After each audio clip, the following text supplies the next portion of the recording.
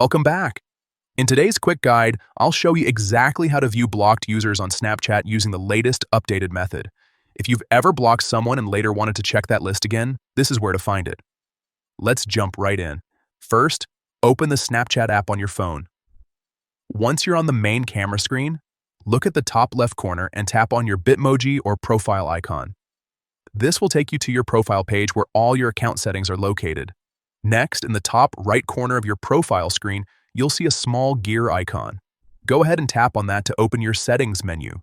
This is where Snapchat keeps all the controls for your account, privacy, and more. Now, scroll down through the settings until you reach a section called Account Actions. It might take a second to find it, so just keep scrolling until you see it.